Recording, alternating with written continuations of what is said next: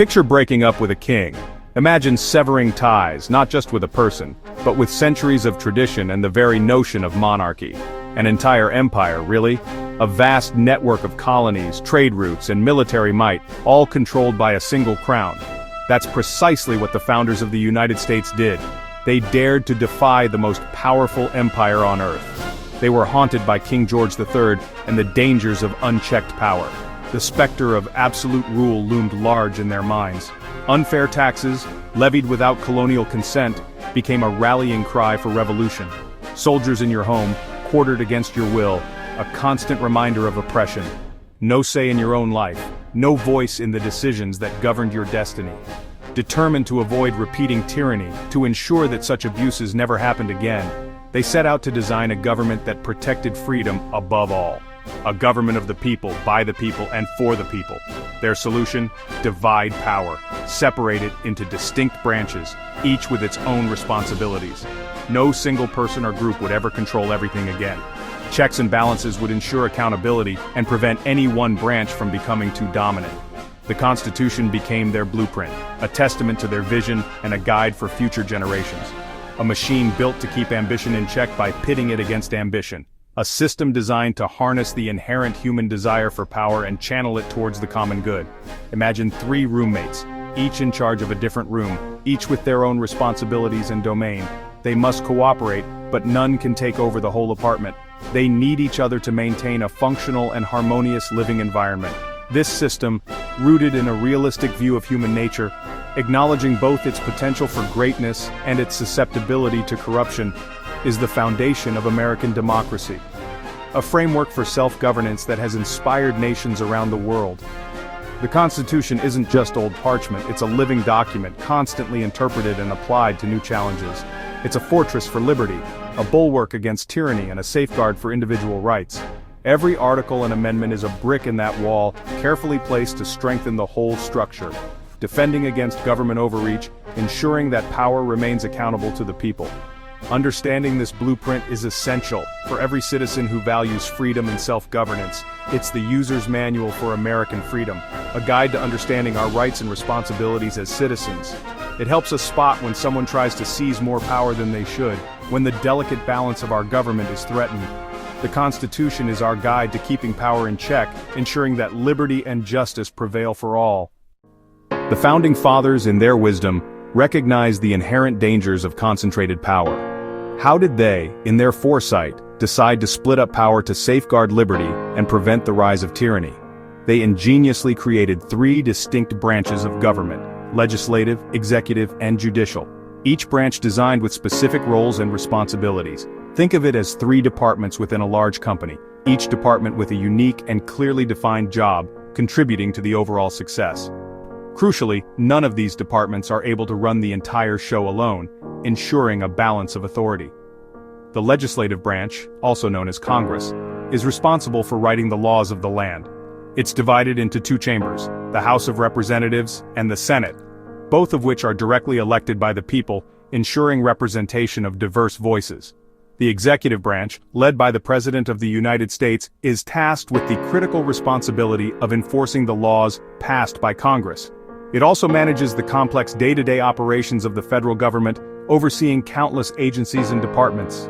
The president has broad oversight, from commanding the military to directing the actions of various federal agencies, ensuring the smooth functioning of the nation. However, the president's power is carefully defined and ultimately limited by the authority of Congress. The judicial branch, with the Supreme Court sitting at the very top of the judicial hierarchy, is responsible for interpreting the laws passed by Congress and ensuring that these laws align with the fundamental principles enshrined in the Constitution. The powers of each branch are meticulously defined and carefully limited, preventing any single branch from becoming too powerful. This creates a robust system where no single entity can dominate the others, safeguarding against potential abuses of power. This carefully considered separation of powers serves as the first and most vital line of defense against the dangers of tyranny and authoritarianism. While each branch has its own distinct responsibilities, they must also cooperate with one another, and each branch is empowered to check the power of the others, preventing anyone from becoming too dominant. It's a system meticulously designed for balance and stability, prioritizing careful deliberation over speed and hasty decisions. That's how the Founding Fathers, with their profound understanding of human nature, sought to keep power from pooling dangerously in any single place. Let's take a closer look at Congress, the legislative branch of the United States government.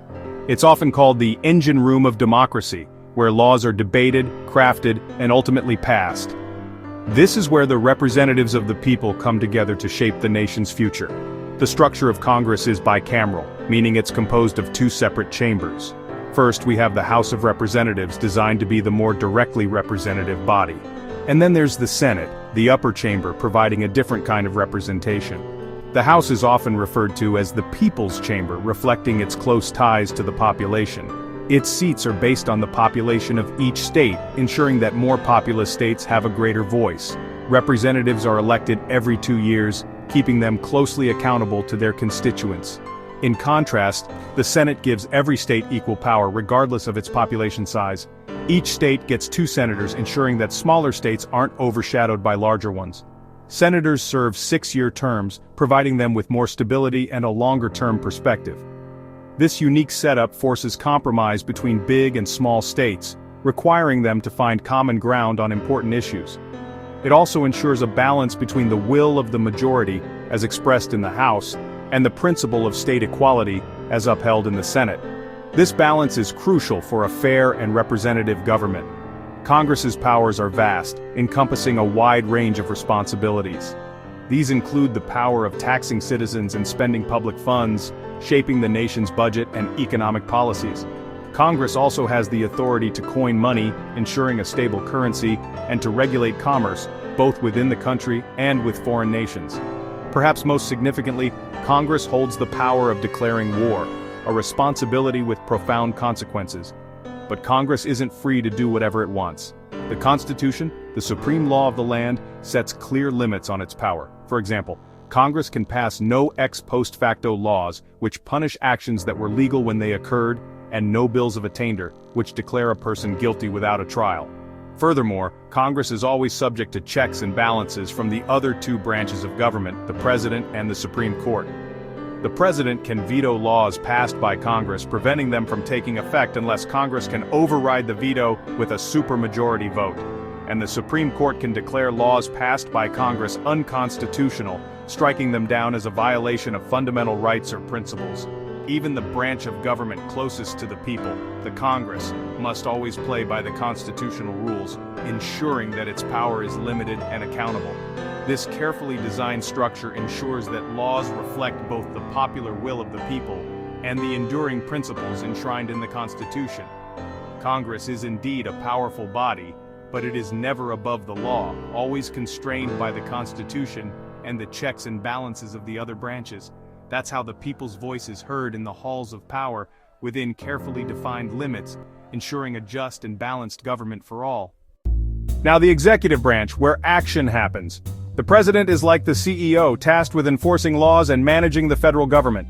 As Commander-in-Chief, the President leads the military, but only Congress can declare war. The President negotiates treaties and appoints officials, but the Senate must approve.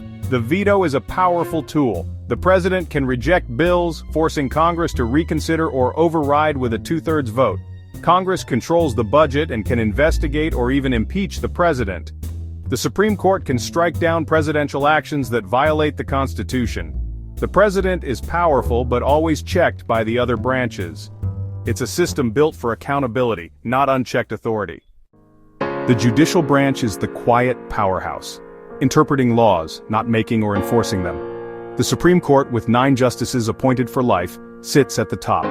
Lifetime appointments insulate justices from political pressure, ensuring loyalty to the law, not parties. Below the Supreme Court are lower federal courts handling cases nationwide. The key power here is judicial review, the authority to declare laws or presidential actions unconstitutional. This wasn't spelled out in the Constitution but was established in Marbury v. Madison, 1803. Judicial review is a massive check on Congress and the President. The President appoints judges, the Senate confirms them, and Congress can shape the lower courts. Congress can also impeach judges for misconduct. The courts ensure the government follows its own rules. Even the most popular law can be struck down if it violates the Constitution.